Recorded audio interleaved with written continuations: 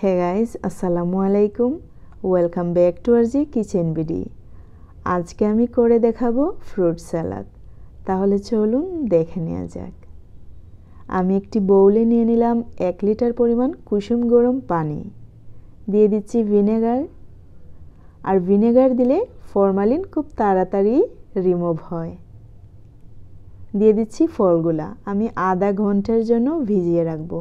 অবশ্যই চেষ্টা করবেন কুসুম গরম পানিতে লবণ অথবা হোয়াইট ভিনেগার দিয়ে ফলগুলোকে ভিজিয়ে রাখার। অন্ততপক্ষে হাফ অ্যান আওয়ারের জন্য ভিজিয়ে রাখতে হবে। আমি আরেকটি বাটিতে নিয়ে নিচ্ছি আঙ্গুর।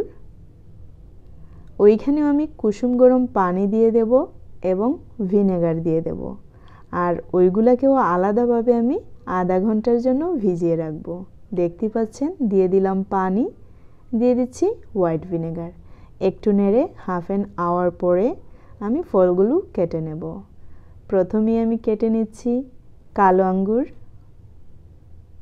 আমাদের এশিয়া মহাদেশে ফলগুলোতে অনেক ফরমালিন থাকে। অবশ্যই চেষ্টা করবেন আধা ঘন্টার জন্য অন্ততপক্ষে ভিজিয়ে রাখার। এখন কেটে নিচ্ছি সবুজ আঙ্গুর। দেখতেই পাচ্ছেন। আর সপ্তাহে 1 থেকে 2 বার এরকম ফ্রুট স্যালাড খেলে খুব ভালো লাগে। কেটে নিচ্ছি চেরি। চেরি শুধু শুধু খেলে ভালো লাগে না অনেকেরই। অবশ্যই চেষ্টা করবেন সালাদের সাথে খাওয়ার, খুব ভালো লাগে খেতে। কেটে নিচ্ছি বানানা। আমি এখানে 3টি কলা ইউজ করব। আমি ঠিক এইরকম সালাদ যেভাবে আমরা করি ছোট ছোট টুকরো করে, ঠিক এইভাবেই কেটে নিচ্ছি। আপনারা অবশ্যই আপনাদের পছন্দ মতো কেটে নিতে পারেন। আমি এত ভালো কাটতে পারি না।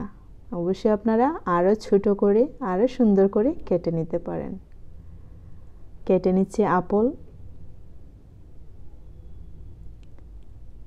এই আপেলে এতটা ভেতরে ময়লা থাকে না, বীজও কম থাকে, তাই আমি একবারেই কেটে নিলাম। এখন কেটে নিচ্ছি ডালিম। আমি প্রথমেই ঠিক এই শেপে কেটে নেব, দেখতেই পাচ্ছেন। আর এরকম কাটলে তাড়াতাড়ি কেটে নেওয়া যায়।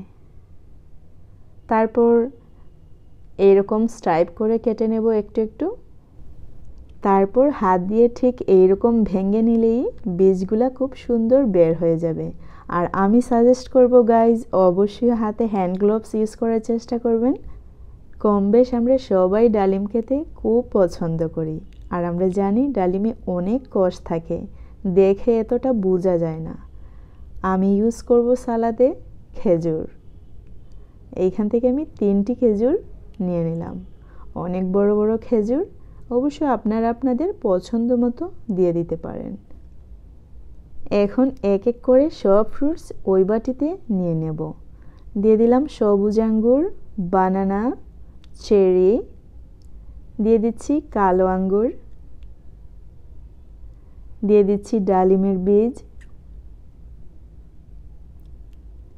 দিয়ে দিচ্ছি আপেল।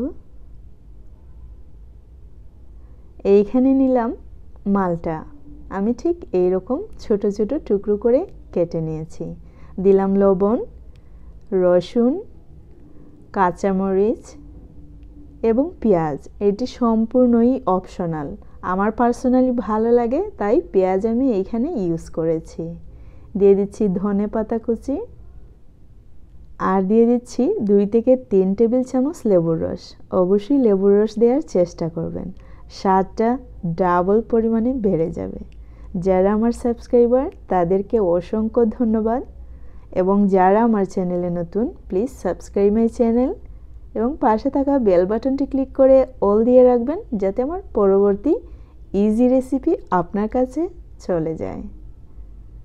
আমি মিক্সড করে নিলাম, দেখতেই পাচ্ছেন। এখন আমি অন্য একটি বাটিতে নিয়ে নিচ্ছি। আমি নিয়ে নিচ্ছি অন্য আরেকটি বাটিতে। আমার সহজ রেসিপি ভালো লাগলে অবশ্যই গাইজ ফ্রেন্ডস অ্যান্ড ফ্যামিলির সাথে শেয়ার করে রাখতে ভুলবেন না। নতুনদের সাথে অবশ্যই শেয়ার করে রাখতে পারেন। কারণ আমরা যারা জানি তো জানি, নতুনরা অনেক কিছুই জানে না, তাদেরকে জানতে সাহায্য করতে হবে। দিয়ে দিচ্ছি খেজুর আর দিয়ে দিচ্ছি একটু মধু।